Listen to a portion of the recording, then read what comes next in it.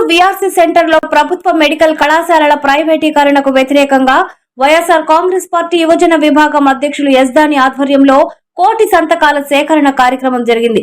ఈ కార్యక్రమానికి వైఎస్ఆర్ కాంగ్రెస్ పార్టీ నెల్లూరు నగర నియోజకవర్గ ఇన్ఛార్జ్ ఎమ్మెల్సీ పర్వతిరెడ్డి చంద్రశేఖర్ రెడ్డి, నెల్లూరు నగర నియోజకవర్గ పరిశీలకులు చిల్లకూరు సుధీర్ రెడ్డి హాజరై కోటి సంతకాల సేకరణ కార్యక్రమాన్ని ప్రారంభించారు.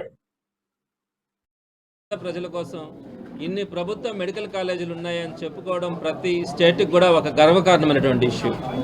మరి అలాంటి సందర్భంలో ఇంత పెద్ద స్టేట్కి సంబంధించి కేవలం 11 ప్రభుత్వ మెడికల్ కాలేజీలు ఉన్నప్పుడు 17 ప్రభుత్వ మెడికల్ కాలేజీలను అదనంగా తీసుకొచ్చినటువంటి ఘనత జగన్మోహన్ రెడ్డి గారిది అయితే, వాటన్నింటినీ కూడా ఈరోజు అమ్మకానికి పెట్టినటువంటి చరిత్ర చంద్రబాబు నాయుడు గారిది.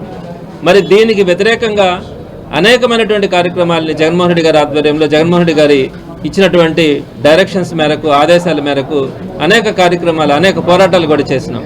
అయితే ఎక్కడా కూడా చంద్రబాబు నాయుడు గారు అమ్మేయాలా అన్న ఆలోచనకు వచ్చి ఆ పరంగానే ముందుకెళ్ళడం, అందులో కూడా వారికి సంబంధించినటువంటి ఎమ్మెల్యేలు, మంత్రులకి వాటన్నిటిని కూడా ఈ రోజున ర్యాలీగా వెళ్ళి కలెక్టరేట్లో కానీ, ఆర్డీఓ ఆఫీసుల్లో కానీ, తహసీల్దార్ ఆఫీసుల్లో కానీ అన్నింటిలో కూడా విజ్ఞాపన పత్రాలు అందించాలా అన్న ఆలోచనతో జగన్మోహన్ రెడ్డి గారు ఇచ్చినటువంటి సూచన మేరకు రేపించడానికి కలెక్టర్ ద్వారా పంపించడానికి విజ్ఞాపన పత్రం కూడా ఆ రోజు ఇవ్వడం కూడా జరుగుతుంది.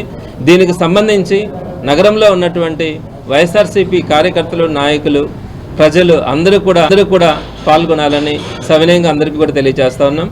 ఇది జగన్మోహన్ రెడ్డి గారు ఎంతో ప్రతిష్టాత్మకంగా తీసుకొచ్చినటువంటి మెడికల్ కాలేజీలని ఈ ప్రైవేటీకరణ చేస్తూ ఉన్నారు.